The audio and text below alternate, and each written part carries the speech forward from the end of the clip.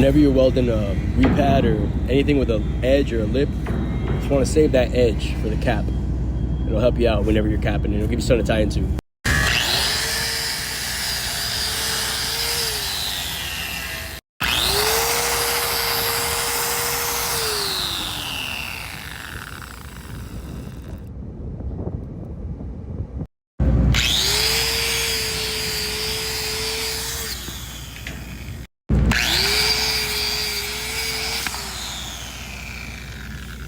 When you leave that little edge, it kind of gives you an exact spot where you need to stop, so definitely helps you out.